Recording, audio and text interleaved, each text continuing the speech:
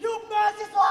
Hidup mahasiswa! Hidup rakyat Indonesia! Hidup rakyat Indonesia! Hidup rakyat Kalimantan Selatan! Hidup rakyat Kalimantan Selatan! Ternyata beliau ini adalah satu-satunya capres yang berani untuk adu gagasan di Kalimantan Selatan. Maka saya adalah orang pertama yang bakal mendukung dan mendorong Bapak untuk jadi presiden. Kalau seandainya memang benar ingin melawan, saya orang pertama yang menentang dan menantang Bapak Anies hari ini sebagai calon presiden. Itu karena beliau ini memang si ahli kata-kata, kawan-kawan. Maka apakah Bapak akan turut atau tunduk kepada ketum partai seperti capres-capres sebelumnya?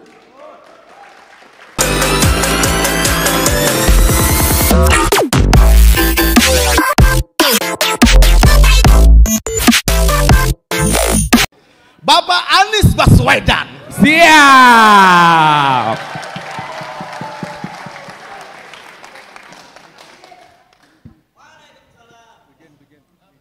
Siap. Oke. Saya harap jangan di-cut ya. Bapak Anies Baswedan. Beliau ini keturunan bangsawan Arab. Kalau ulun saya juga. bahasa Indonesia malah ulun tuh saya. Nah, sekalian melajari sini bahasa Banjar. Aman. Kalau saya keturunan biasa. Malah merosting diri sendiri. Di Kalimantan Selatan, Pak, pernah terjadi banjir besar tahun 2021. Rumah saya tidak tenggelam. Ya. Tapi yang tenggelam adalah kepercayaan kami terhadap pemerintah.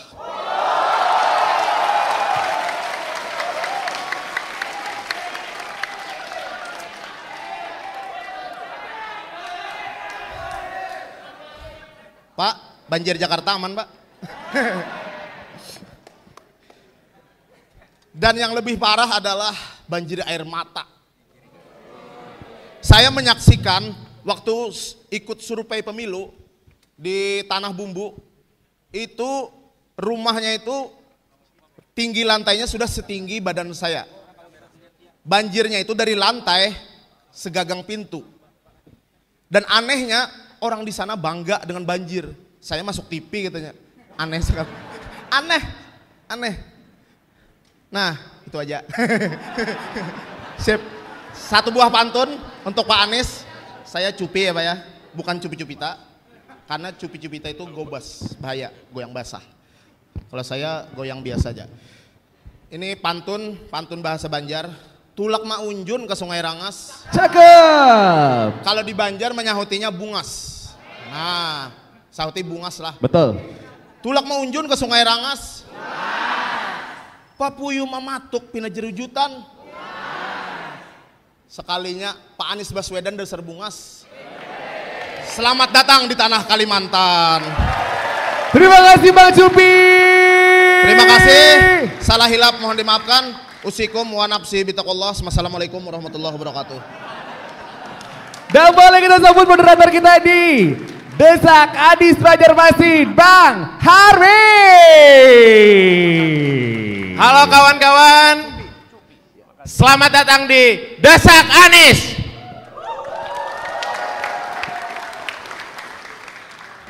Selamat datang, Pak Anies.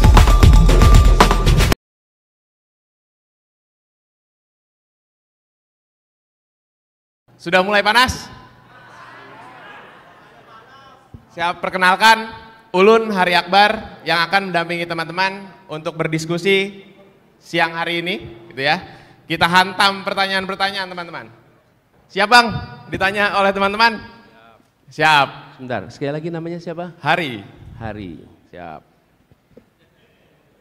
Oke. Bang Anies sudah duduk di sini. Nggak tahu, nggak nanya-nanya dulu. Ini bangku panas kan? Berarti udah siap ditanya-tanya teman-teman. Siapkan pertanyaan yang tajam teman-teman. Oke. Bang Anies, nggak perlu berlama-lama nih. Kita masuk ke segmen 1. Gimana Nis?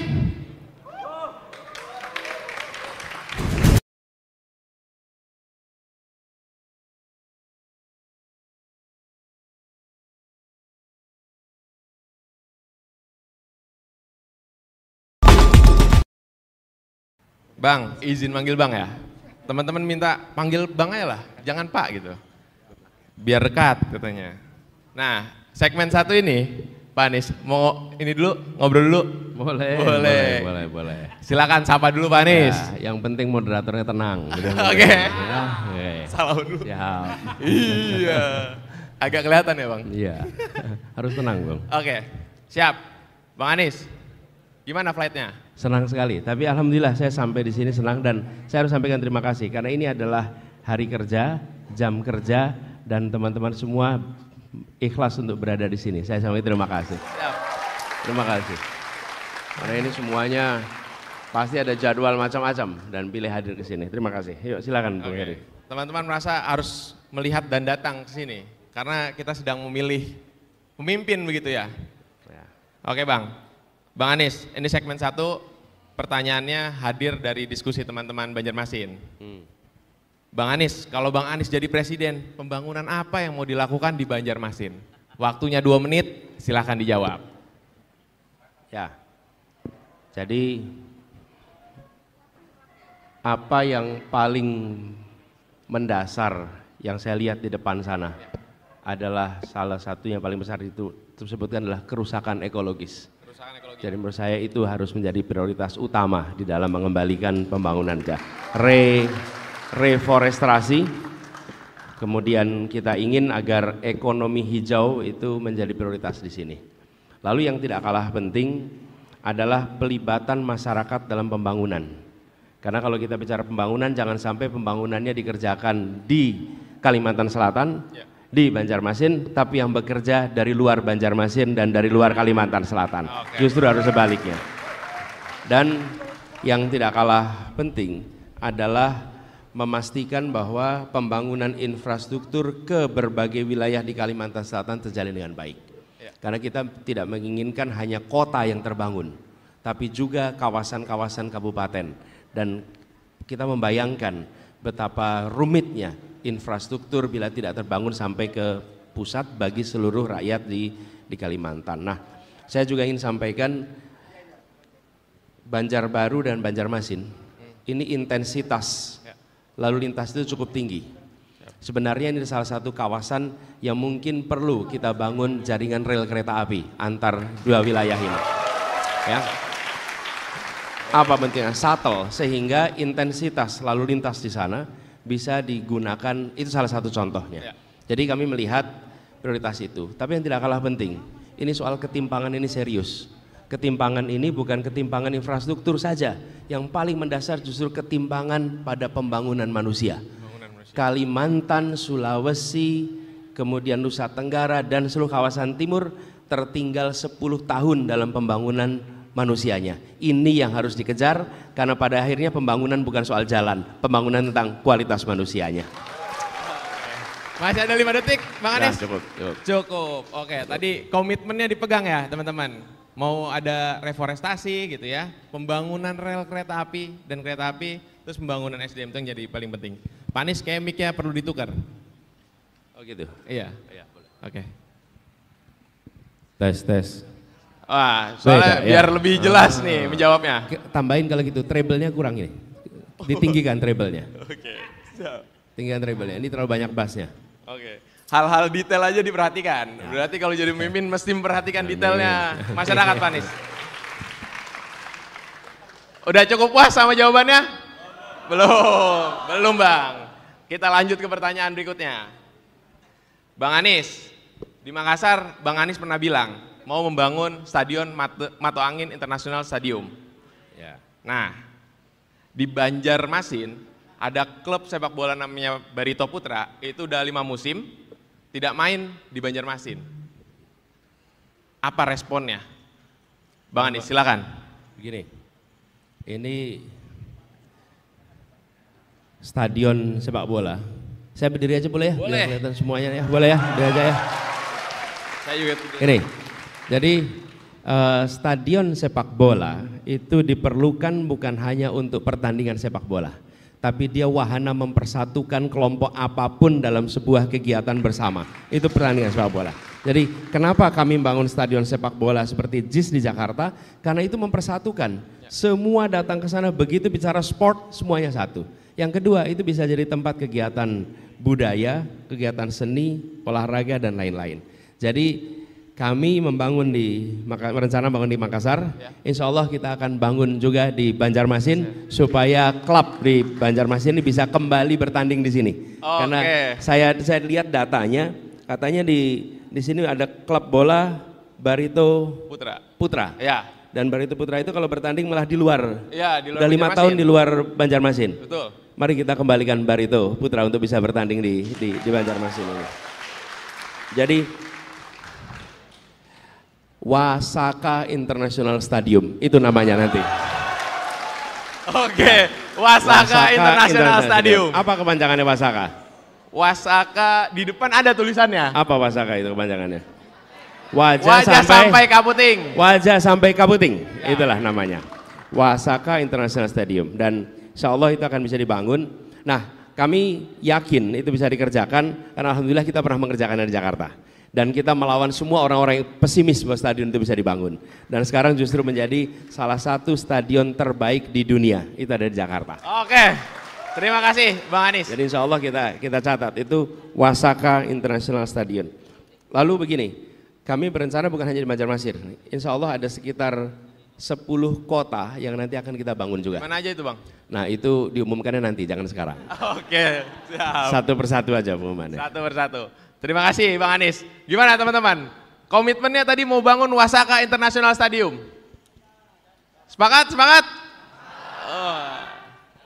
Sepakat ya. Oke. Masih kurang panas? Oke. Kalau masih kurang panas, biasanya kita challenge di segmen kedua. Kita masuk ke segmen kedua. Spill dong Nis.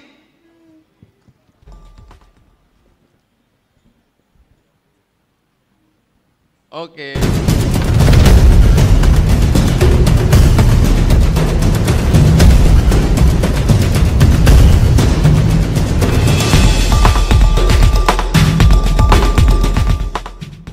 Oke, masuk ke segmen kedua ini, Bang Anies.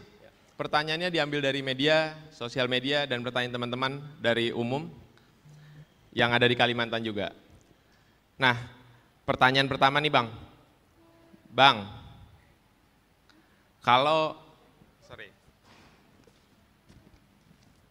pertanyaan kedua, Bang, apakah program transportasi terintegrasi dapat dilakukan di kota-kota besar di Indonesia? Silakan. Ya, begini, begini, ya hari ini teman-teman sekalian, penduduk Indonesia 57% tinggal di perkotaan. Hari ini. Diperkirakan di tahun 2045 70-75% penduduk Indonesia tinggal di perkotaan. Dan bila semua tinggal di perkotaan, artinya akan ada mobilitas yang sangat tinggi. Selama ini kota-kota tidak membangun transportasi umum. Di seluruh Indonesia yang serius membangun transportasi umum hanya di ibu kota. Kota-kota lainnya sampingan. Apa yang terjadi? Polusi tinggi, kemacetan tinggi, waktu terbuang percuma, uang terbuang percuma, dan subsidi BBM dihabiskan dalam kemacetan. Oke? Itu faktanya. Karena itu yang harus dikerjakan untuk mengantisipasi Indonesia ke depan. Transportasi umum akan dibangun di kota-kota besar di seluruh Indonesia termasuk di Banjarmasin. Dan transportasi umum ini mengintegrasikan apa? Mengintegrasikan rutenya, kemudian tiketnya, lalu manajemennya. Nah, ketika ini dikerjakan, kami di Jakarta mengerjakan ini. Di Jakarta itu transportasi umum semula berjalan sendiri-sendiri, diintegrasikan. Rutenya nyambung, lalu tiketnya satu. Sekali pakai kartu, tap, maka kemanapun pergi di Jakarta biayanya maksimal Rp10.000. Kemanapun perginya maksimal Rp10.000. Jadi kalau dari Jakarta itu ada paling ujung bawah, Jakarta namanya sebutlah Ciganjur. Ciganjur itu paling selatan. Lalu Jakarta Utara itu Priuk. Itu kalau naik ojek itu bisa ongkosnya sekitar 100.000 lebih. Tapi kalau pakai angkutan umum berpindah maka Rp10.000 dari paling ujung ke paling ujung. Oke. Dan bisa berpindah kapan saja, di mana saja. Nah, transportasi umum seperti ini yang kita mau bangun, efeknya apa? Rumah tangga pengeluaran untuk transport turun. sebuah keluarga dengan 3 anak atau 2 anak, setiap bulan dia harus menghabiskan uang mengantar anak ke sekolah, menjemput anak dari sekolah, ibu belanja, orang ayah bekerja, kemudian pergi kemanapun juga mengeluarkan uang sendiri. Tapi begitu ada transportasi umum, maka biayanya ditanggung oleh negara sebagian besar. Efeknya negara tidak cari untung, tapi negara beri manfaat. Manfaatnya apa? Polusi turun. Manfaatnya apa? Subsidi BPN turun. Manfaatnya apa? Kesehatan biayanya menurun. Itu manfaat, bukan keuntungan. Negara tidak bekerja mencari keuntungan. Negara bekerja untuk memberikan manfaat bagi rakyatnya. Oke, semakin panas. Saya juga ikut berdiri kalau gitu. Ya, tadi sudah diulas. Kalau di Jakarta tuh ada Jaklingko ya, Bang Anies? Ya, namanya Jaklingko. Jaklingko. Saya Lingko, pernah dengar nggak kata Lingko? Ada yang pernah dengar? Apa artinya Lingko itu? Ya, namanya Transportasi Jakarta. Tapi Lingko itu kami pinjam dari bahasa di Manggarai, Nusa Tenggara Timur. Ada sistem pembagian air irigasi yang bentuknya seperti laba-laba. Namanya Lingko. Anda boleh Google nanti. Itu unik sekali. Jadi sawah itu dibagi seperti jaring laba-laba, Ya. lalu airnya didistribusikan lewat sistem Lingko. Nah, kami pakai itu namanya untuk menggambarkan transportasi yang tersambungkan seperti jaring laba-laba, siapa saja bisa kemana saja dengan transportasi itu. Oke. Gitu ya. Oke, terima kasih Bang. Emang Bang Anies ini mulutnya manis, teman-teman. Oke, siap. Lanjut pertanyaan kedua Bang. Bang, ini ada yang nanya dari Instagram. Emang boleh pilih pemimpin yang menggemaskan saja? Responnya apa Bang? Boleh pilih pemimpin karena menggemaskan. Nah ini Bang, pertanyaannya Bang di layar. Pertanyaan di layar. Nah, emang boleh? Silakan. Tanya sini, boleh nggak tuh? Boleh nggak? Bebas. Anda mau pilih karena dia keriting boleh. Anda mau pilih karena warna matanya boleh, karena warna kulitnya boleh, karena apapun juga boleh. Apapun juga. Karena itu ada 2 hal. Ini Indonesia ini mengatakan 2 hal. 1, siapapun berhak untuk dipilih. Tidak ada larangan. Siapapun. Di sisi lain, siapapun berhak punya alasan apapun untuk memilih. Jadi di Republik ini itu tidak ada larangan untuk dicalonkan dan tidak ada larangan untuk memilih alasan dalam memilih pasangan atau calon. Nggak ada larangan sama sekali. Jadi tidak ada. Nah, kalau saya boleh menganjurkan, maka saya akan pilih berdasarkan 1, saya nih rekam jejaknya. Dia pernah memimpin tidak? Kalau tidak pernah memimpin, apa yang bisa kita harapkan besok ketika dia dapat tugas? Nih pertanyaan tuh.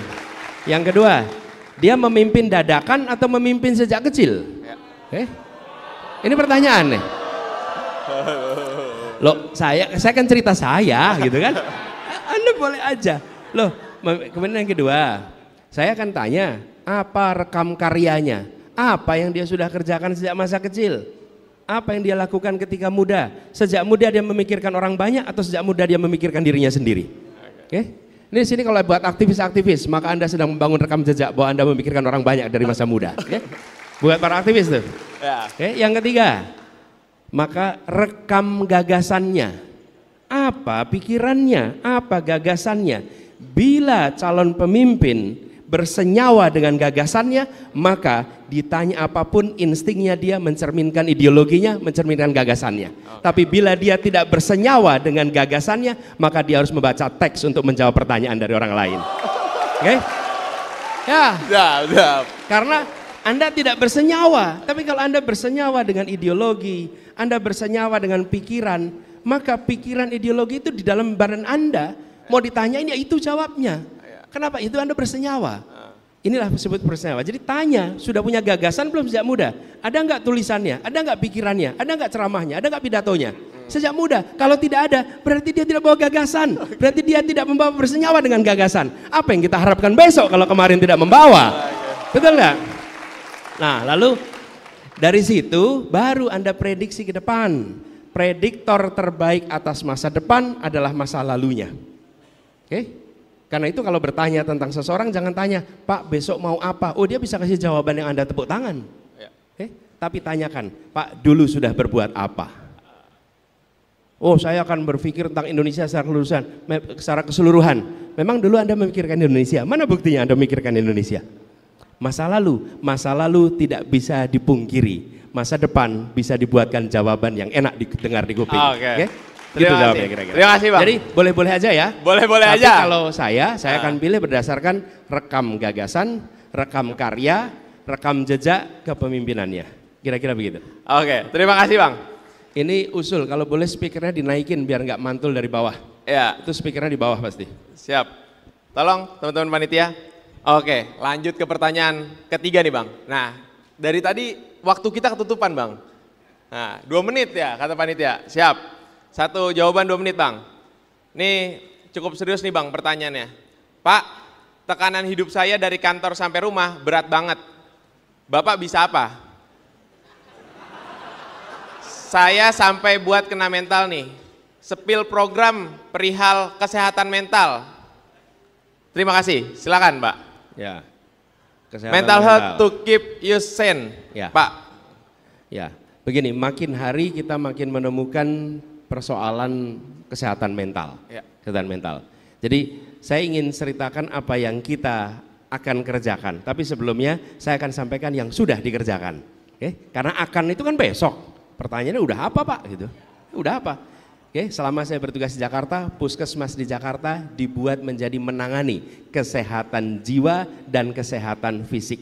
Bukan hanya Puskesmas mengurusi fisik saja. Kenapa? Karena mental ini sering terlupakan. Seakan-akan kalau Puskesmas itu hanya untuk kesehatan fisik. Jadi Jakarta sudah mengerjakannya. Ketika kami bertugas di Jakarta, Jakarta juga kesehatan mental. Bahkan ada aplikasi khusus untuk respon cepat tes kesehatan mental.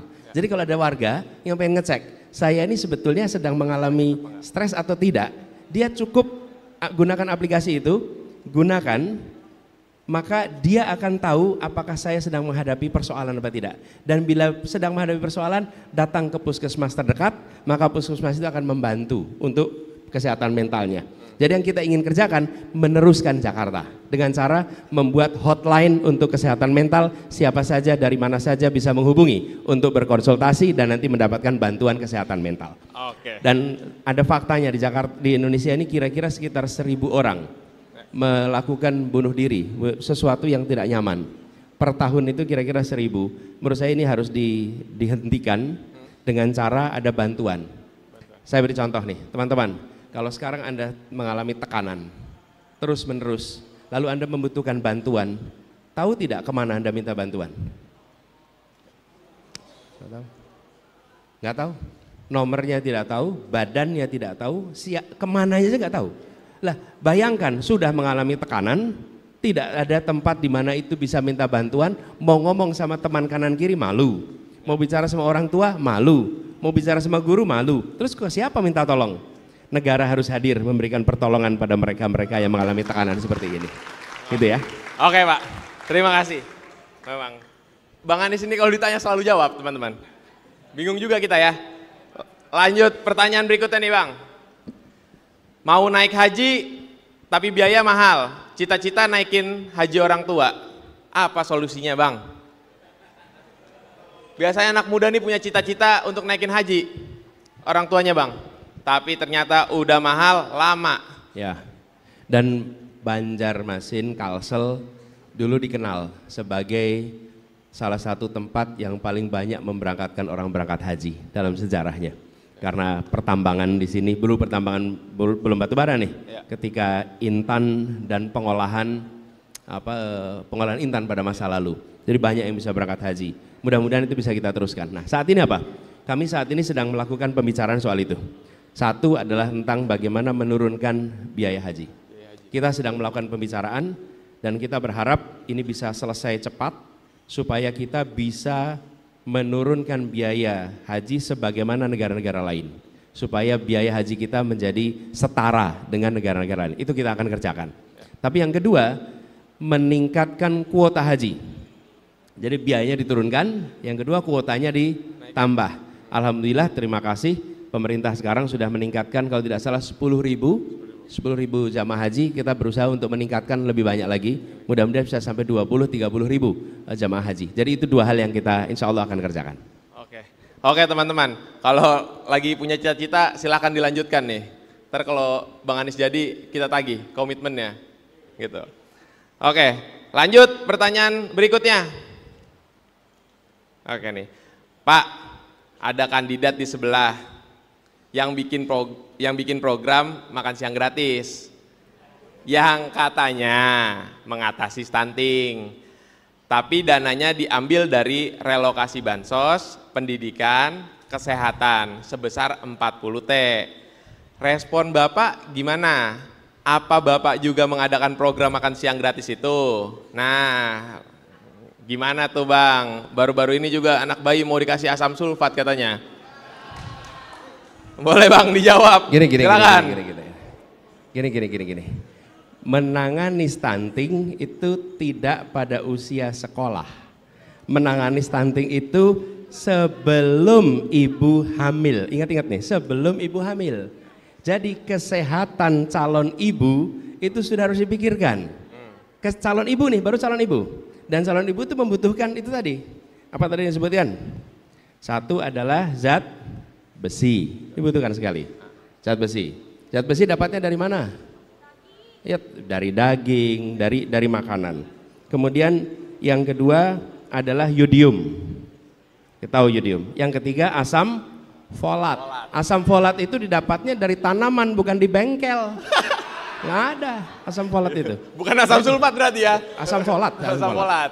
Okay. Nah, itu diberikan lewat apa? Pemberian kepada ibu hamil. Lalu dipastikan kami membuat di Jakarta. Saya lihat nama programnya, kita membuat nama programnya itu. Saya izinkan saya mengenalkan di sini.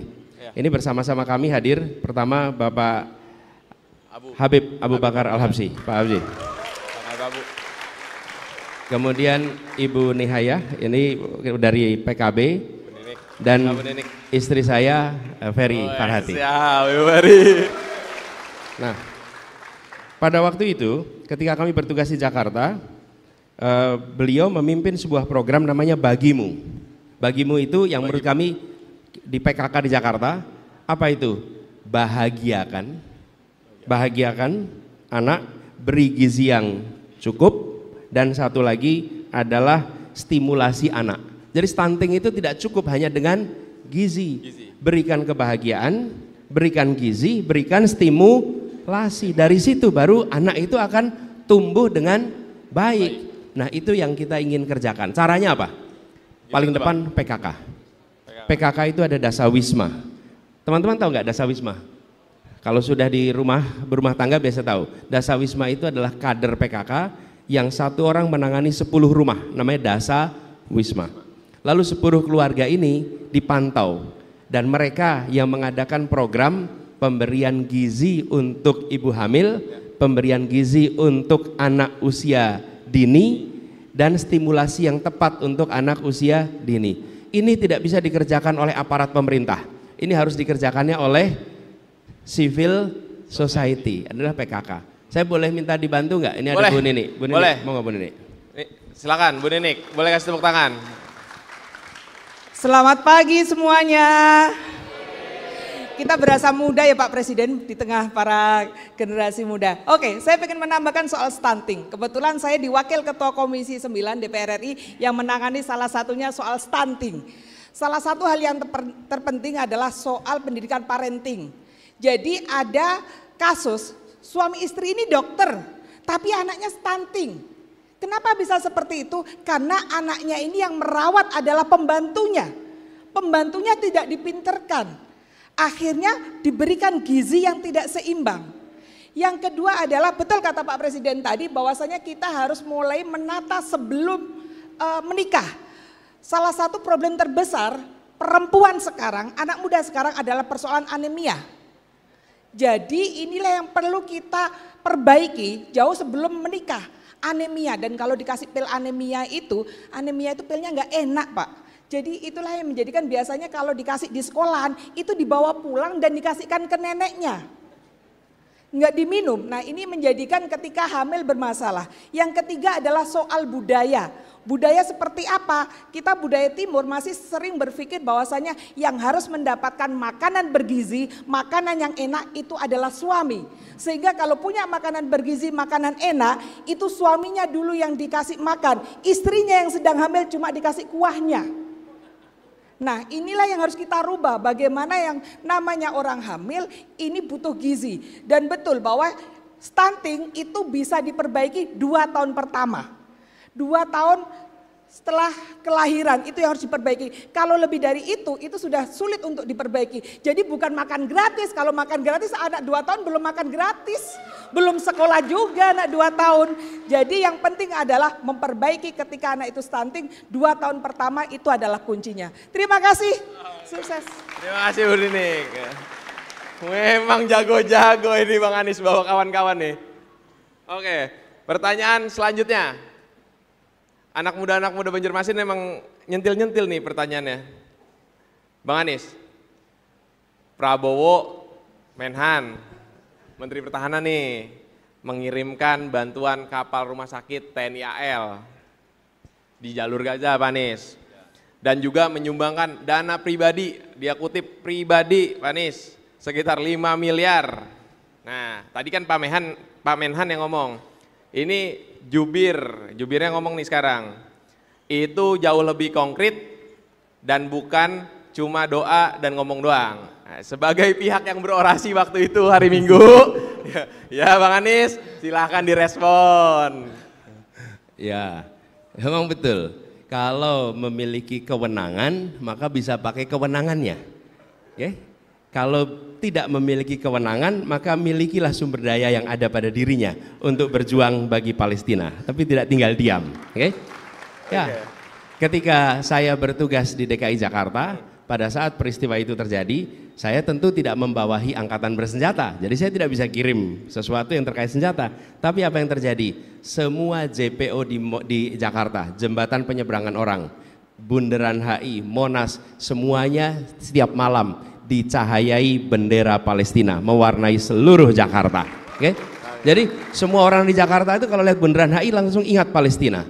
Begitu lihat Monas ingat Palestina. Lewat JPO, jembatan penyeberangan orang di Jakarta, sepanjang Jakarta warnanya warna bendera Palestina. Membuat se-Jakarta menyadari ada penderitaan rakyat di sana. Karena itulah yang kita bisa lakukan di Jakarta. Dan menyumbang uang, memang kami tidak punya banyak uang, tapi saya ingat waktu kampanye Pilkada 2017, pasangan saya waktu itu Pak Sandiaga Uno. Pak Sandiaga Uno adalah seorang biliuner. Lalu dia mengatakan di media bahwa sumbangannya Pak Anies itu lebih besar daripada sumbangan saya. Saya bilang kok bisa? Sumbangan Anies lebih besar. Saya hanya nyumbang untuk biaya Pilkada itu ratus juta, sementara beliau mengeluarkannya bermiliar-miliar, saya lupa angkanya. Tapi dia mengatakan sumbangannya Anies itu lebih besar daripada sumbangan saya. Kenapa? Karena kalau dihitung dari persentase, maka persentasenya Anies sangat besar dibandingkan kekayaannya. Oke? Persentasenya. Jadi kalau seseorang menyumbang, bukan angka nominalnya, bandingkan dengan kekayaannya. Berapa besar sumbangannya dibandingkan kekayaannya. Oke? Dari situ kita tahu sebenarnya ini sumbangannya kecil atau besar. Nah, Sandi mengatakan, saya menyumbang puluhan miliar, tapi kekayaannya dia triliun. Jadi puluhan miliar itu menjadi kecil dibandingkan saya yang menyumbang ratusan juta tapi kekayaannya hanya belasan. Maka itu menjadi persentase yang besar. Itu jawabannya kira-kira. Oke, terima kasih. Ya tadi ya karena otoritas ya kirim, terus ya kalau punya uang ya dikirim begitu. Oke Pak Anies, udah cukup panas teman-teman? Nah, oke, ini segmen yang ditunggu-tunggu pasti sama teman-teman. Kita masuk ke segmen 3, tanyain Anies.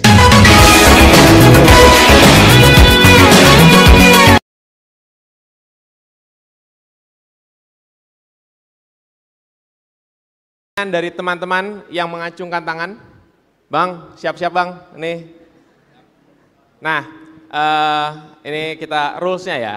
Rulesnya itu nanti datang ke depan, duduk di sini, bertanya, turun dulu Mas, santai dulu, jangan ngalangin kamera nih, jarang-jarang saya masuk kamera. Nah, duduk di depan, bertanya, dijawab, direspon, dijawab lagi. Nah, masing-masing respon itu, respon yang pertama 2 menit, dijawab 2 menit, yang kedua respon 1 menit, dijawab 2 menit. gitu ya. Oke, siap-siap, siap-siap, siap-siap, ayo siap-siap. Satu, tunggu dulu, turun dulu, santai dulu. Satu orang loh, dikerubutin sama teman-teman, santai aja. Satu. Ulang lagi, ayo, ulang lagi. Mas gitu. Kuping saya banyak banget dipanggil. Ayo, satu. Nah, nih mbak nih. Mbak. Maju nih. Maju. Di bawah mic-nya mbak. Nah. Izin duduk Pak.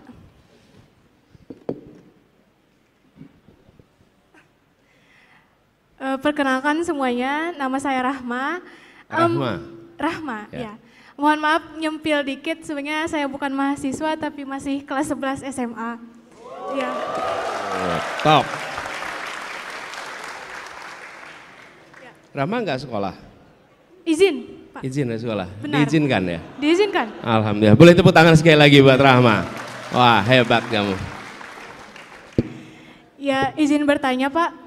Tapi saya mau nanya ke kakak-kakak yang lain dulu nih. Pendidikan, bukankah pendidikan itu harusnya tempat yang aman bagi semua orang yang ingin berkembang dan bertumbuh? Benar bukan? Betul. Tapi pada nyatanya itu belum terwujud Pak. Karena kasus perundungan sampai saat ini masih aja menghantui siswa-siswa yang di sekolah. Bahkan mahasiswa pun mungkin masih ada, ya kan? Dan khususnya bagi mereka yang cenderung berbeda dan terlihat lemah sama teman-teman yang lain. Dan jumlahnya nggak main-main Pak. 1 dari 3 siswa di Indonesia, di seluruh Indonesia itu pernah jadi korban bully. Dan bukankah keberhasilan bangsa juga dilihat dari keberhasilan pendidikannya? Gitu. Dan kenapa ini saya anggap penting? Karena seperti yang kita tahu tingkat literasi di Indonesia ini rendah ya Pak. Dan tingkat pendidikannya kalau kita bandingkan dengan negara lain itu masih rendah. Tapi jangan sampailah pendidikan karakternya juga lemah gitu Pak. Karena kan kalau banyak yang kasus perundungan artinya karakter-karakter siswa yang ada itu juga lemah Pak. Dan seperti yang kita tahu juga pemerintah udah ada aksi, itu udah kelihatan banget dan ada peraturan-peraturan juga tapi gitu-gitu aja Pak. Saya tidak melihat yang, karena teman-teman saya banyak ya kan Pak. Nah gimana nih pandangan ya, Bapak? Oke, sip. Makasih Rahma. Jadi persoalan kekerasan di sekolah itu tidak dianggap sebagai masalah pendidikan selama ini. Jadi kalau teman-teman tanya ke dinas pendidikan, ada tidak unit yang mengurusi kekerasan? Nggak ada. Nggak ada sama sekali. Kenapa? Karena tidak dianggap masalah pendidikan. Tapi kalau kurikulum masalah pendidikan. Kemudian ekstrakurikuler masalah pendidikan. Karena itu nomor 1, menjadikan itu sebagai masalah pendidikan. Yang terjadi selama ini dibiarkan, 1, didamaikan lalu nggak berbuat apa-apa. Itu intinya adalah dibiarkan. Yang kedua, dilaporkan polisi dan dianggap ini sebagai peristiwa kriminal. Betul tidak? Tapi tidak dianggap sebagai masalah pendidikan. Jadi yang kami akan kerjakan 1, dijadikan sebagai masalah pendidikan. Karena masalah pendidikan, maka dibuat unit khusus untuk pencegahan kekerasan, pencegahan perundungan di semua unit-unit pendidikan, termasuk dinas pendidikan. Tapi yang paling penting di ujungnya di sekolah, dibuat gugus tugas pencegahan kekerasan yang terdiri dari 1, siswanya harus ada, 2, guru, 3, orang tua, 4, ahli psikologi atau pendidikan anak, yang kelima adalah unsur pemerintah daerah. 5 tuh.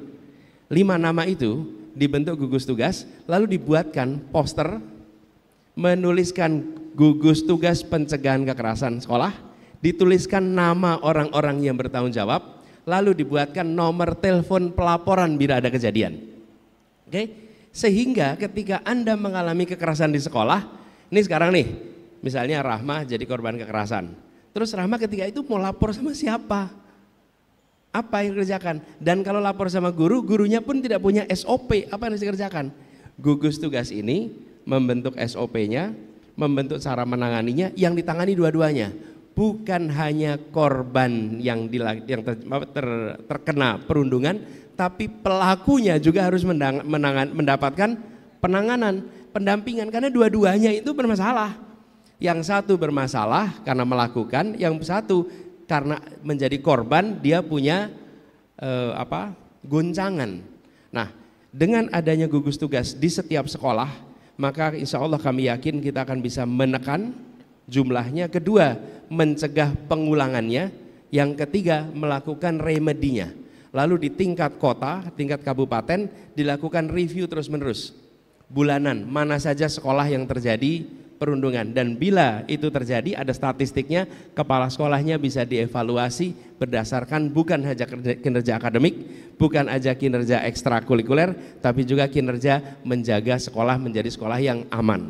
Karena menurut saya sekolah itu harus aman, sekolah itu harus aman, nggak usah dibilang sekolah aman anak, ya sekolah itu memang harus aman. Masa ada sekolah aman anak, sekolah tidak aman anak?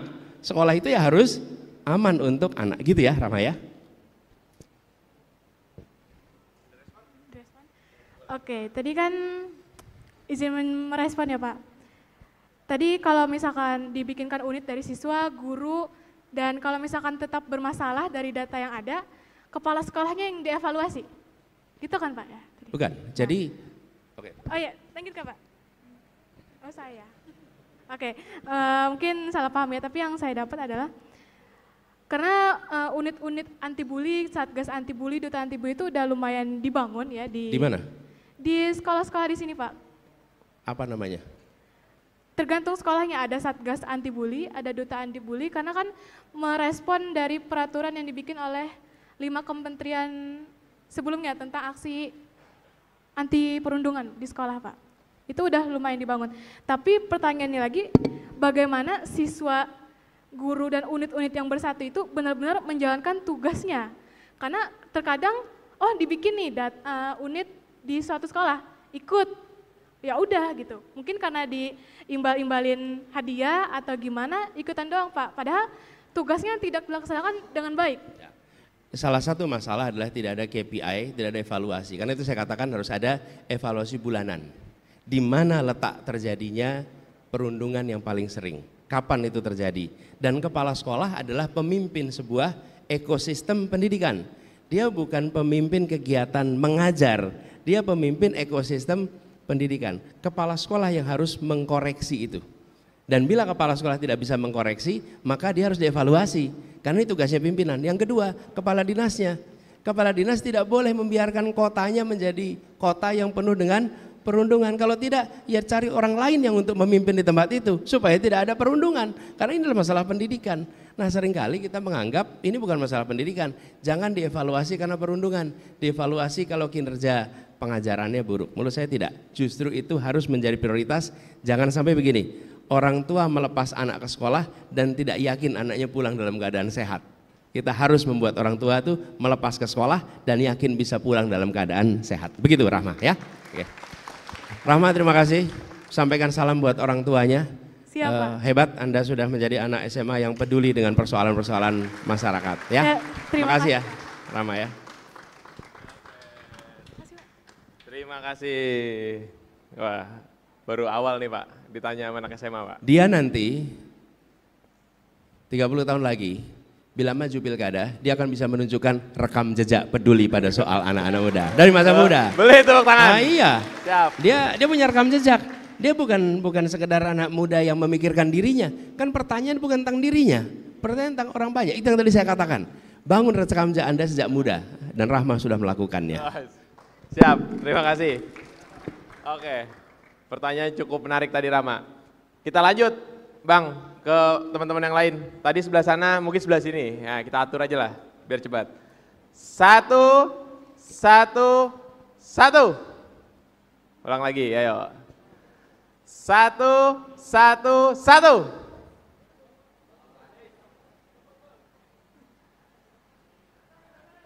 Yang belakang.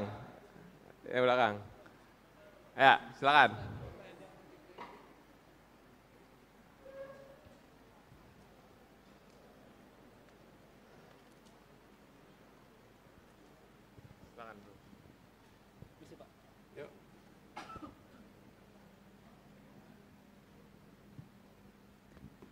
Izin Pak, maaf grogi Pak lah. Namanya siapa? Ali Pak. Ali. Ali. Ya, Assalamualaikum warahmatullahi wabarakatuh. Perkenalkan, nama ulun Muhammad Syarif Ali Idrus.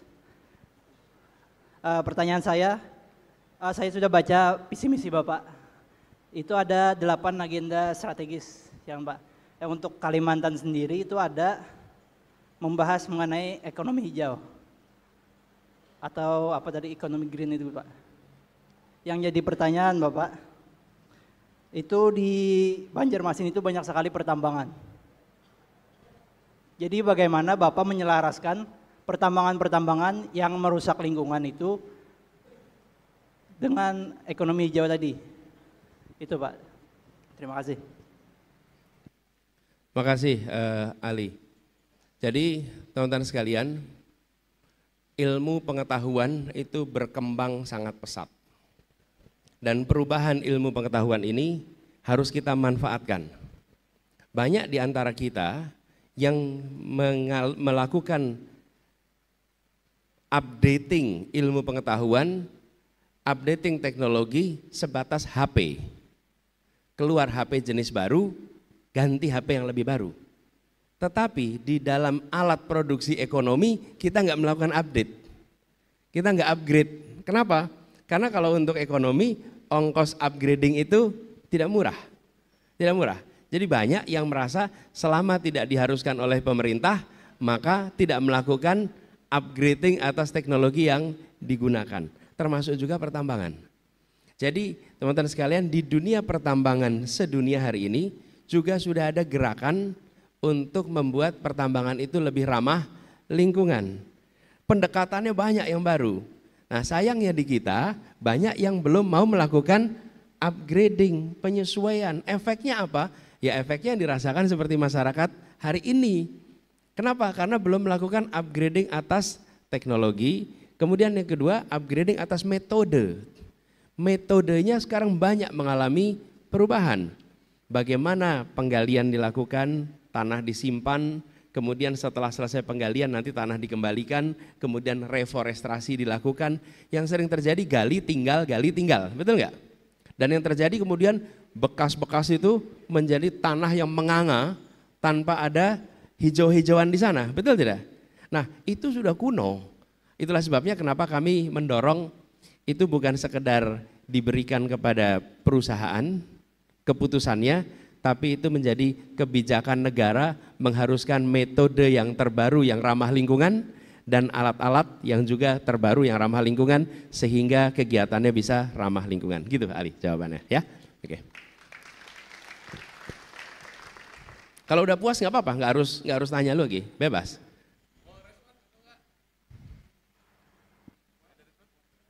Boleh respon. Izin Pak. Mungkin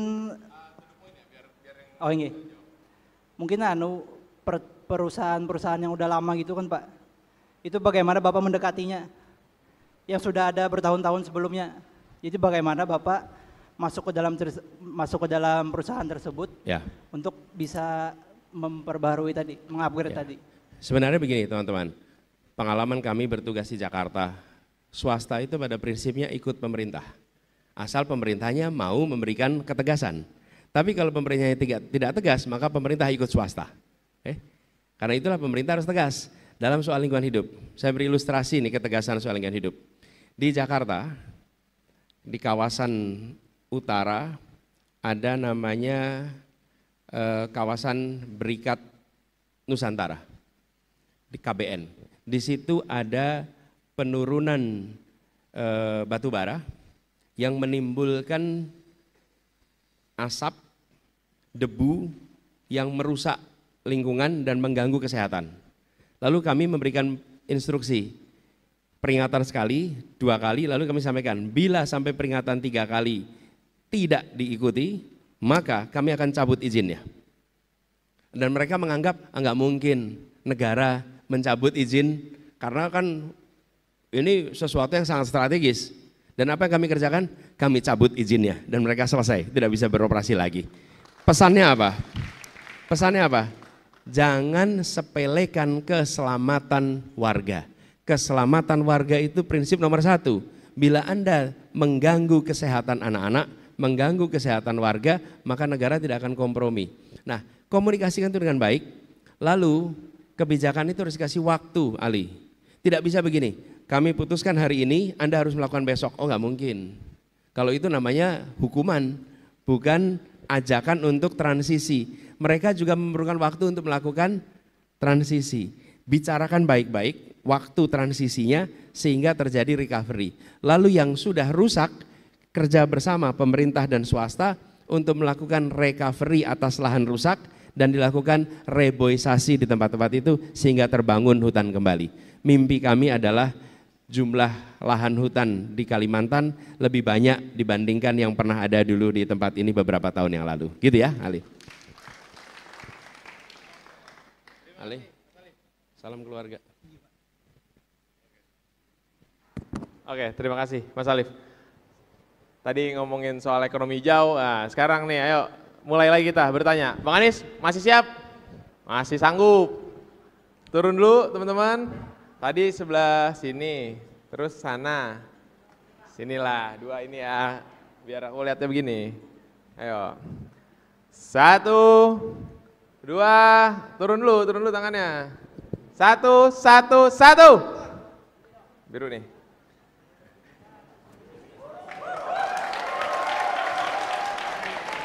Bang, saya salah nih manggil mahasiswa. Cek tes. Izin Pak Anies, sebelumnya forum ini nggak panas Mas Anies, nggak panas. Jadi supaya ada gelora panasnya, mungkin hari ini saya mau menyemangati mahasiswa dan para pemuda-pemudi dulu dengan jargon mahasiswa. Siap kawan-kawan? Abadi nafas perjuangan, hidup mahasiswa! Hidup mahasiswa! Hidup rakyat Indonesia! Hidup rakyat Indonesia! Rakyat Kalimantan Selatan! Hidup rakyat Kalimantan Selatan! Tepuk tangan untuk kita semua. Izin Pak Anies, saya menggebu-gebu kalau ketemu sama Mas Anies hari ini. Seperti ini, perkenalkan dulu, nama saya Ahmad Sunir Rida, biasa dipanggil Sunir. Saya dari mahasiswa Sunir Pak, pakai N. Sunir. Sungir. Ya, Sunir. Kalau dalam bahasa Arab tuh Sunni Pak, As-Sunni, Sunir itu. Seperti itu ya Pak, moga nggak salah ya kan. Nah, saya dari mahasiswa UIN Antasari, Banjarmasin hari ini Pak. Nah, saya sebelum bertanya saya ingin menanggapi dan ingin juga berbicara di hadapan Bapak hari ini sebagai orang terhormat yang akan hari ini berkompetisi dalam Capres-Cawapres pertarungan Pilpres nantinya. Pak, seperti ini. Saya kira Bapak Anies ini adalah salah satu dari Capres-Cawapres yang berani untuk adu gagasan bersama pemuda-pemudi di Kalimantan Selatan. Ternyata beliau ini adalah satu-satunya Capres yang berani untuk adu gagasan di Kalimantan Selatan. Dengan kata semoga, saya juga berharap yang lain juga seperti ini Pak. Cuman agenda seperti ini sangat luar biasa bagi saya. Karena cuman Bapak yang hari ini untuk menerima adu tantangan, adu gagasan bersama dengan mahasiswa. Oke Pak, saya ingin sebutkan dulu semua yang ada di sini, mayoritas mahasiswa-mahasiswi yang menggunakan izin dispensasinya dari perkuliahannya hanya untuk datang ke tempat Pak Anies. Jadi jangan kecewakan kami Pak. Bapak datang ke sini mungkin satu waktu, tapi jangan kecewakan kami rakyat Kalimantan Selatan ketika kami menginginkan aspirasi itu sampai ke Bapak. Itu Pak. Oke, Bapak Anies ini santernya dikenal di laman-laman website dan juga dikenal di beberapa media sosial anti oligarki kawan-kawan, anti oligarki. Paling nggak suka dan beliau ini melawan oligarki, katanya seperti itu. Nah Pak, kalau memang ini bukan gimmick Pak, ini bukan gimmick dan ini bukan clickbait, bahwa Bapak melawan oligarki hari ini, maka saya adalah orang pertama yang bakal mendukung dan mendorong Bapak untuk jadi presiden kalau seandainya memang benar ingin melawan oligarki. Tapi kalau seandainya Bapak tetap mengingatkan dan tetap ingin berseteru dan bersenyawa dengan para oligarki, saya orang pertama yang menentang dan menantang Bapak Anies hari ini sebagai calon presiden. Itu kawan-kawan yang perlu kita perhatikan. Pertanyaan saya seperti ini Pak, kita kembali lagi, mohon maaf sensitif, membahas mengenai ibu kota Nusantara. Ini yang ingin kami tanyakan Pak, seperti itu. Jangan menggunakan bahasa yang generatif, jangan menggunakan tata kata karena beliau ini memang si ahli kata-kata kawan-kawan. Maka karena itu jangan gunakan bahasa yang jawaban setiap media sosial yang hari ini menawarkan untuk berbicara dengan Bapak mengenai IKN, itu selalu saja pasti jawaban Bapak bukan hanya IKN, jangan IKN, tapi kota-kota kecil bisa menaik hingga menengah, menengah hingga besar. Jangan itu Pak, IKN ada di Kalimantan. Saya ingin tanggapan dari Bapak, bagaimana kalau seandainya IKN ini nggak Bapak teruskan dan ada ratusan ribu hektar lahan yang sudah dikonsesi dengan izinnya dan terbengkalai begitu saja. Bagaimana tanggapan Bapak? Saya mewakili anak-anak Kalimantan hari ini karena saya orang asli Kalimantan, saya primordial hari ini. Yang kedua, apakah Bapak akan turut dan akan menginginkan atau tunduk kepada ketum partai seperti capres-capres sebelumnya?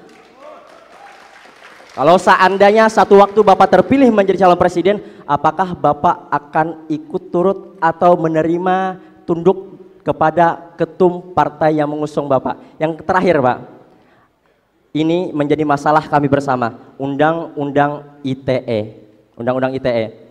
Akankah di 100 hari kerja Bapak akan membuka kembali pembahasan untuk mencabut Undang-Undang ITE, karena hari ini mahasiswa kalau ingin beraspirasi mengadvokasikan permasalahan di Kalimantan Selatan selalu saja dicekoki. Itu Pak pertanyaan saya, tolong ditanggapi Pak. Sekian. Oke. Makasih Bung Sunir. Jadi saya menyambut baik dan bahkan saya bilang kita itu ingin agar semua yang hendak dicalonkan itu ditanya apa saja.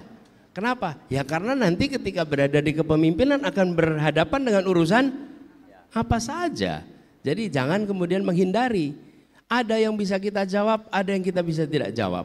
Ada yang kita memahami, ada yang kita tidak memahami. Tapi satu hal yang pasti, kita terbuka untuk dialog dan itu yang kita kerjakan. Dan saya ingin sampaikan terima kasih teman-teman mengambil apa istilahnya tadi? Izin dispensasi ya, satu. Kemudian yang kedua, tadi ada pertanyaan, apakah Anda akan melawan oligarki? Tidak. Saya akan melawan ketidakadilan, itu yang akan saya lawan. Oke? Kenapa? Saya tidak mau menjadi memusuhi satu pihak. Saya tidak memusuhi siapapun. Tetapi bila Anda melakukan hal yang tidak berkeadilan, maka tugas negara adalah menghadirkan keadilan. Jadi bukan subjeknya yang harus dilawan. Yang harus dilawan itu adalah prinsip ketidakadilan. Dan kita menyaksikan ada banyak ketidakadilan hari ini. Karena itu saya mengatakan perjuangan kami adalah menghadirkan keadilan. Dan dalam kami menggunakan istilah membesarkan yang kecil tanpa mengecilkan yang besar. Oke? Itu dalam semua prinsip. Menguatkan yang lemah tanpa melemahkan yang kuat. Dan itu yang harus kita lakukan. Tapi kalau kita sudah memutuskan saya mau melawan dia, maka kita jadi subjektif, kita jadi diisi dengan kebencian, kita bekerja dengan rasa marah, kita bekerja dengan perasaan permusuhan. Republik ini sudah terlalu banyak permusuhan, republik ini terlalu banyak dipompa dengan emosi-emosi yang membelah. Karena itu saya katakan kita ingin menghadirkan keadilan, gitu ya. Lalu yang ketiga, IKN. IKN itu undang-undang, sudah ditetapkan sebagai undang-undang. Karena itu saya katakan sebagai undang-undang sudah jelas. Sekarang ada sumber daya nih, ada anggaran 400 sekian triliun, mau dipakai untuk apa? Ya, mau dipakai untuk satu titik yang dimanfaatkan oleh pegawai negeri, oleh ASN yang nanti berada di situ apa? Aparat pemerintah. Aparat pemerintah yang berada di situ, orang yang bekerja untuk negara. Di saat rakyat kita hari ini membutuhkan tambahan puskesmas, membutuhkan tambahan sekolah, anak yang putus sekolah karena kurang sekolah masih banyak. Jadi bukan soal IKN-nya, ini anggaran kita mau dipakai untuk apa sekarang? Hari ini kita masih punya PR begitu banyak yang pada waktu sekarang urgen untuk diselesaikan. Guru honorer kita belum diangkat karena katanya anggarannya kurang. Kenapa anggaran itu tidak dipakai untuk mengangkat guru-guru honorer kita sehingga itu bisa menjadi guru? Jadi bukan soal IKN-nya, ini kita punya anggarannya nih, mau diapakan? Kalau anggaran itu tidak diselesaikan, digunakan untuk urusan yang prioritas, tapi urusan yang simbolik, ada di sini, kita semua ikut bangga, kita semua ikut bersyukur, tapi bicara persoalan urgen di negeri ini masih banyak urusan yang harus diselesaikan. Jadi undang-undangnya sudah ada, tinggal soal kapan kita menuntaskannya mengikuti kemampuan ekonomi kita. Dan itu yang saya maksud, ada urusan yang urgen. Bagaimana kita menjelaskan pada guru-guru yang tidak diangkat karena kita kekurangan anggaran, pada saat yang sama kita sedang membangun istana untuk dipakai seorang presiden. Gimana menjelaskannya itu? Sulit kita. Jadi sekali lagi bukan soal IKN-nya, ini soal anggarannya nih, mau dikerjakannya kapan gitu ya. Lalu soal ketua umum partai. Bung Sunir, saya beberapa kali menyampaikan cara kami bertugas di Jakarta. Karena cara kami bertugas di Jakarta, cara mengambil keputusan mungkin itu bisa digunakan sebagai dasar dalam menilai.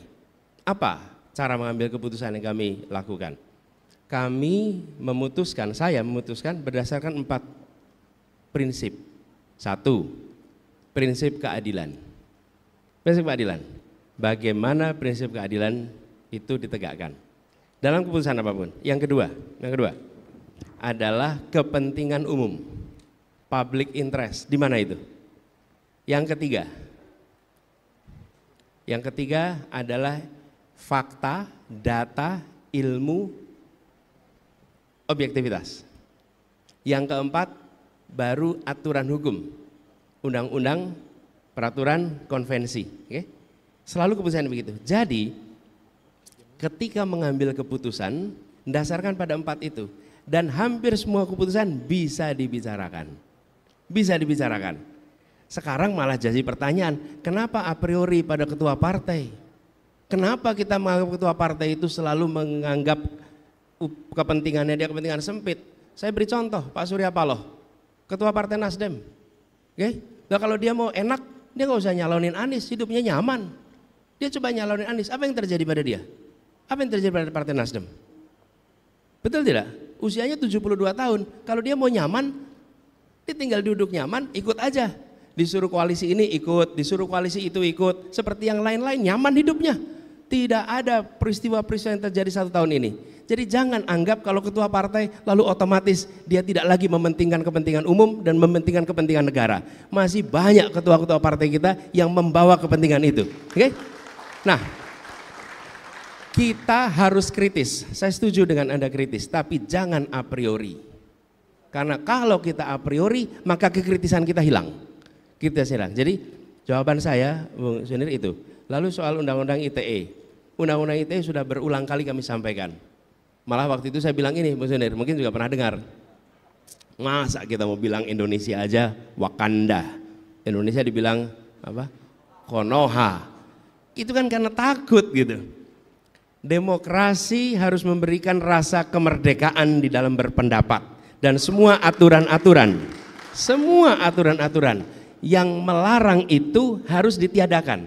Terus pertanyaannya, komitmen Pak Anies apa? Komitmennya ditunjukkan di ruangan ini. Kita tidak membatasi siapa untuk bertanya apa di dalam forum yang seperti ini. Oke?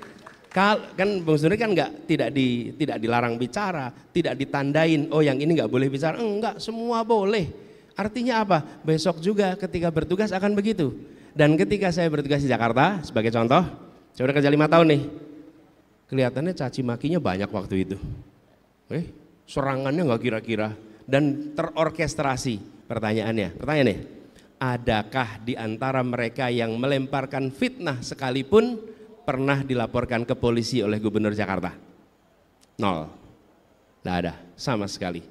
Kalau media menulis keliru, maka saya tidak melaporkan ke polisi. Saya akan melaporkannya ke Dewan Pers, karena itu soal kode etik pers, bukan soal kriminal.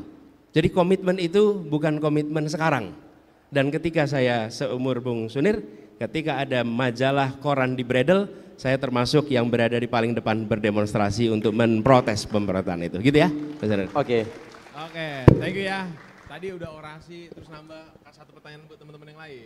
Waktu yang panjangan. Pertanyaan 3 soalnya tadi. Siap. Thank you. Jaga stamina. Terima kasih. Dan tadi dikatakan mudah-mudahan tidak satu-satunya. Mudah-mudahan yang lain juga mau datang ke sini dan berdiskusi dengan anak-anak muda di Soalnya kalau sama aktivis tuh ngobrol lama, Pak. Iya kan, udah orasi dulu tadi, pertanyaannya banyak pula buat kasih teman-teman yang lain. Oke, Bang Sudir, aman ya. Oke, satu pertanyaan lagi teman-teman, karena waktunya mepet. Ya, coba ya. Tadi sana, sini. Aduh, yuk. Yakin panas Pak, yakin panas itu. Satu, 1.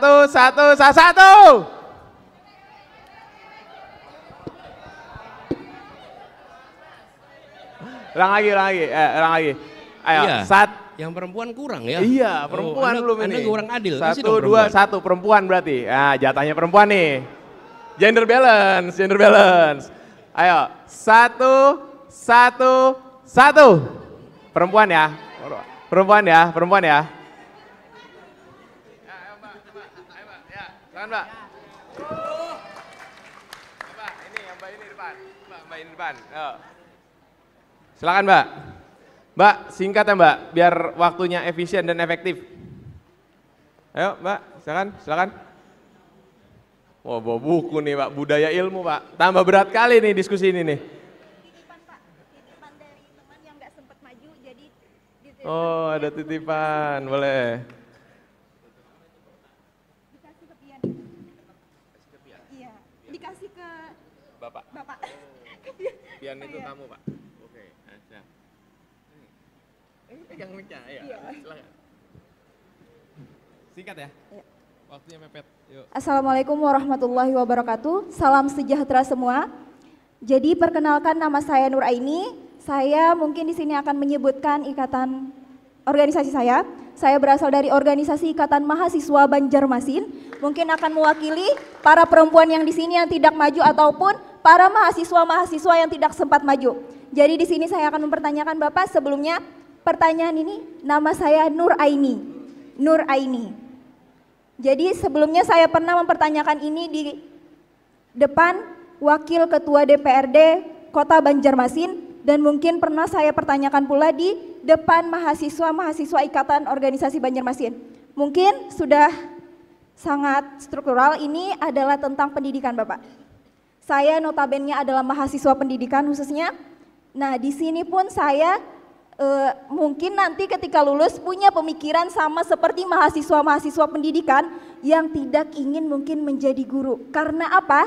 Karena kita lihat gaji atau honorer yang ada di Indonesia itu mungkin tidak sesuai dengan rata-rata. Bahkan ada pula yang mengatakan bahwa pendidikan di Indonesia kita tidak hanya mendidik anak-anaknya, akan tetapi juga mendidik orang tuanya. Karena kenapa? Karena kebanyakan orang tua tidak paham bahwa guru yang mendidik anak juga akan berpengaruh besar terhadap pendidikan yang ada di rumahnya. Nah, jadi di sini saya pertanyakan, bagaimana jika Bapak suatu saat atau sekarang pun menjadi orang yang nomor 1 di Indonesia atau presiden, semoga. Jadi saya akan bertanya bagaimana Bapak menghadapi tentang gaji honorer yang sudah bertahun-tahun lamanya pendidikan di Indonesia mungkin akan mengalami keterlambatan dibanding negara lain. Kita tidak membedakan negara kita dengan negara lain karena negara kita berdiri dengan kemerdekaan sendiri. Mungkin itu Pak. Dan kemudian ulun persingkat saja mungkin karena waktunya sedikit.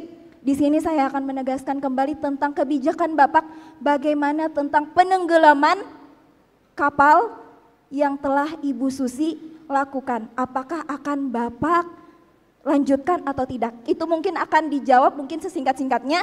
Namun yang pendidikan tadi saya mohon dengan harapan yang sebesar-sebesarnya karena saya adalah mahasiswa pendidikan dan mungkin ada mahasiswa-mahasiswa di sini yang mewakili pertanyaan saya mohon bantuannya Bapak di sini. Oke, terima kasih Bapak. Ya, jawaban singkatnya ya, akan dilakukan proses untuk mereka bisa diangkat, oke? Sehingga mereka bisa memiliki gaji yang jelas. Dan saya melihat memang guru kesejahteraannya masih sangat terbatas, oke? Dan ini adalah tanggung jawab kita. Kami melihat begini, kita bilang Indonesia ingin pendidikan maju, bagaimana kita berharap itu maju kalau kita tidak mau memberikan penghargaan yang layak. Dan penghargaan layak itu apa sih? Supaya guru itu tenang di rumah. Dia tidak perlu mencari sampingan-sampingan. Kenapa? Karena sebagai guru dia bisa konsentrasi mendidik, kebutuhannya terpenuhi. Itu yang tadi saya sampaikan pada Bung Sunir. Bagaimana kita menjelaskan kita punya guru-guru ini tidak diangkat, kenapa? Anggarannya nggak cukup. Nah, anggarannya nggak cukup, terus kita pakai untuk melakukan sesuatu yang tidak berdampak pada semua orang. Yang merasakan seluruh fasilitas yang dibangun itu pegawai pemerintah, pejabat pemerintah yang merasakan manfaat. Kotanya nyaman siapa? Pegawai pemerintah. Gedungnya nyaman siapa? Pegawai pemerintah. Tempatnya enak ditinggali, pegawai pemerintah. Mau itu pegawai dengan kontrak, mau itu ASN, mau itu TNI, polisi, semua adalah pegawai negara, aparat negara. Sementara guru-guru kita nggak punya uang katanya untuk kita mengangkat. Jangan dong salah prioritas. Dan itu yang ingin kita koreksi. Karena itulah mengapa kita menyebut sebagai gerakan perubahan. Karena kita ingin mengubah agar alokasi anggaran mencerminkan prioritas pembangunan yang ada di Indonesia. Oke? Nah, saya terusin dikit nih. Iya, teruskan Pak. Jadi, ketika kita bicara tentang pengangkatan, ada proses. Tidak mungkin bisa diangkat semua dalam waktu 1 tahun. Nggak mungkin. Yang kedua, mereka yang berada di swasta harus mendapatkan bantuan juga dari pemerintah. Dan mereka yang diangkat, misalnya guru swasta menjadi guru P3K, maka dia tidak harus bekerja ke pemerintah. Dia bisa tetap bekerja di swasta, supaya swasta juga maju. Karena salah satu ketidakadilan yang sekarang kita lihat, ketidakadilan kebijakan antara negeri dan swasta. Seakan-akan swasta itu tidak mendidik anak-anak Indonesia. Lalu yang kedua, ketidakadilan antara pendidikan umum dan pendidikan negeri, gitu ya. Lalu soal penenggelaman kapal. Semua kapal yang melanggar akan diberikan sanksi, dan bila sanksinya itu ditenggelamkan, maka itu ditenggelamkan, gitu ya. Terima kasih Bapak. Jadi mungkin apa yang Bapak katakan hari ini saya akan ingat sepenuhnya, karena mungkin suatu saat saya akan menjadi guru, mungkin bukan hanya untuk guru-guru yang lain yang akan menjadi mahasiswa pendidikan, tapi mungkin akan menjadi guru dari anak-anak saya kelak. Semoga bisa menjadi sebuah faktor untuk mensejahterakan guru yang ada di Indonesia. Terima kasih Bapak. Dan Bu, terima kasih. Nuraini, terima kasih. Terima kasih telah berkenan menjadi guru. Iya, terima Karena kasih. hari ini kita membutuhkan lebih banyak lagi pribadi-pribadi terdidik yang mau milih menjadi guru. Itu rute perjuangan. Boleh duduk, Nuraini. Makasih. Oke. Terima kasih teman-teman. Bang, ini dari tadi udah didesak terus. Waktunya juga udah mau habis. Kan tadi udah panas ngedesak, bolehlah Bang, kasih refleksi buat kita semua. 5 menit, Bang, untuk refleksi kita semua nih. Sebelum dilanjutkan agendanya. Silakan. Makasih. Teman-teman semua, pertama saya salut bahwa kursi yang disediakan tak cukup untuk menampung anak-anak muda dari Sulawesi Selatan, Kalimantan Selatan yang datang ke sini. Terima kasih telah memilih untuk datang, terima kasih memilih untuk berdiskusi, mendengarkan. Dan dialog seperti ini akan terus dijaga. Menurut kami, kebebasan berpendapat harus dihidupkan, karena itulah cara membuat kita semua makin cerdas. Ketika Republik ini didirikan, salah satu tujuannya adalah mencerdaskan kehidupan bangsa. Dan mencerdaskan kehidupan bangsa itu bukan sekedar persekolahan. Pemerintah yang dikritik dan memberikan ruang untuk kritik sesungguhnya mencerdaskan semua yang menonton di publik. Ya, ketika saya sebagai pejabat negara, lalu ada pihak yang mengkritik, maka publik itu menonton apa penjelasannya. Lalu pemerintah menjelaskan, dan ketika pemerintah menjelaskan ditambah kritik lagi, jelaskan lagi, kritik lagi, jelaskan lagi. Apa yang terjadi? Publik mengalami pencerdasan. Dia kemudian bisa dengar, oh argumennya begini, dan publik bisa menilai mana yang argumennya masuk akal, mana yang argumennya tidak masuk akal. Karena terjadi dialog, tapi bila ruang dialog itu ditutup, publik tidak tercerdaskan, dan kami yang di pemerintahan tidak didorong untuk menjelaskan secara lebih lengkap karena tidak terjadi dialog. Jadi forum seperti ini akan dijaga. Yang berikutnya teman-teman, saya saat ini dengan Gus Muhaimin bertugas sebagai calon wakil presiden dalam sebuah proses pilpres. Saya tidak meminta teman-teman untuk menyukai saya. Saya juga tidak minta teman-teman untuk memilih saya. Saya hanya minta kepada teman-teman untuk 2 hal. 1, jangan menilai kami dengan menggunakan hoax, tapi gunakan fakta dalam menilai kami. Cukup itu 1. Oke. Yang kedua, saya menganjurkan tidak minta, menganjurkan. Jadilah pemilih yang rasional. Rasional. Apa itu rasional? Rasional itu berasal dari kata rasio. Rasio itu artinya perbandingan. Kita sering dengar rasionya berapa? 2:3. Rasio itu perbandingan. Orang yang disebut rasional apabila dia memilih dengan membandingkan. Bila memilih tanpa membandingkan, maka dia disebut irasional. Oke? Irasional. Tapi kalau rasional bandingkan. Nah, bandingkannya apa? Bebas. Tapi kalau saya boleh menganjurkan, saya akan menganjurkan pada teman-teman saya katakan tadi. Bandingkan rekam jejaknya, kepemimpinannya, rekam karyanya, rekam gagasannya, rekam prestasinya, dibandingkan saja. Sesudah itu Anda bisa memprediksi besok ke depan seperti apa. Karena perilaku di masa depan ditentukan oleh perilaku di masa lalu. Jadi saya menganjurkan pada teman-teman itu. Yang kalau boleh terakhir teman-teman, di Kalimantan Selatan ini potensinya besar sekali. Kita berharap ini yang kami satu-satunya dikerjakan. Dalam visi misi kami, kalau boleh saya sampaikan, satu-satunya visi misi yang buat 2 area. Visi misi yang lain itu per sektor. Sektor ekonomi apa, pendidikan apa. Kami membuatnya sektor dan wilayah. Bukan hanya sektor, tapi wilayah. Untuk Sumatera apa yang dibutuhkan, untuk Jawa apa yang dibutuhkan, untuk Nusa Tenggara apa yang dibutuhkan, untuk Sulawesi apa yang dibutuhkan, untuk Papua apa yang dibutuhkan, dan untuk Kalimantan apa yang dibutuhkan.